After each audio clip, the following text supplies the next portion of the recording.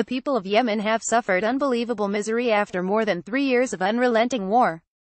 Hani MohammedAssociated Press Yemen would suffer the largest famine the world has seen for many decades, with millions of victims, if Saudi Arabia did not immediately allow food and medicine to be offloaded at all of Yemen's seaports, and permit the resumption of air services to the cities of Sana and Aden. The United Nations official Mark Lowcock warned Security Council diplomats last week. Saudi Arabia tightened its blockade against Yemen on November 5 after Iran backed Houthi rebels threatened Riyadh with a ballistic missile. The Saudis have since partly lifted the blockade, but only of ports controlled by its allies. That is not nearly enough to get urgently needed food to nearly 7 million Yemenis facing famine. Misery has been Yemen's lot after more than 3 years of unrelenting war. At least 10,000 people have been killed, many by Saudi coalition bombings carried out with military assistance by the United States.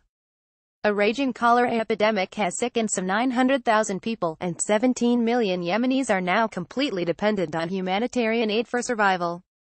Ships and cargo planes ferrying food, medicine and vital fuel to Yemen's war-ravaged civilians are inspected by the United Nations to make sure they are not transporting arms.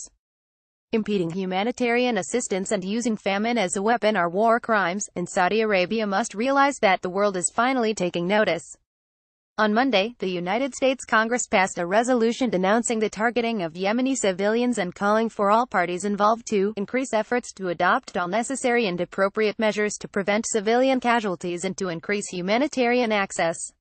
The vote should serve as a warning to Crown Prince Mohammed bin Salman, who is intent on expanding Saudi Arabia's regional influence, that while he may have the unreserved blessing of President Trump, American lawmakers are less tolerant of flagrant violations of international law and of basic humanity.